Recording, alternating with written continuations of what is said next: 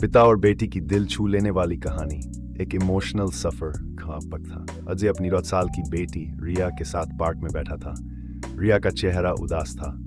पिता ने उसकी आंखों में आंसू देखे और धीरे से पूछा, क्या हुआ बेटा, आज इतनी उदास क्यों हो?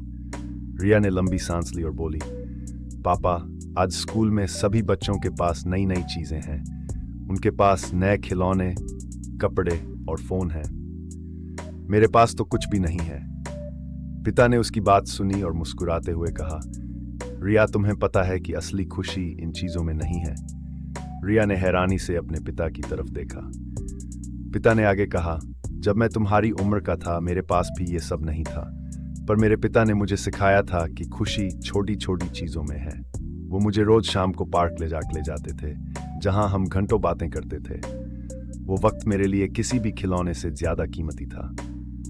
रिया ने थोड़ा सोचते हुए कहा, तो पापा, आप ये कह रहे हैं कि चीजों से ज्यादा हमारे पास जो वक्त है वही कीमती है?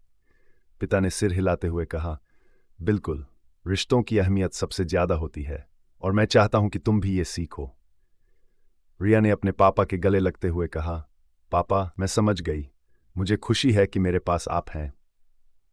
पिता ने रिया के सिर पर हाथ फेरते हुए कहा, और मुझे भी गर्व है कि मेरे पास तुम जैसी समझदार बेटी है। सीख कहानी हमें यह सिखाती है कि जीवन में असली खुशी चीजों में नहीं, बल्कि रिश्तों और अपने प्रियजनों के साथ बिताए गए वक्त में है। बच्चों को यह समझना जरूरी है कि सच्चे आनंद का स्रोत बाहरी चीजें नहीं, बल्कि हमारे अपने परिवार और रिश्ते होते हैं।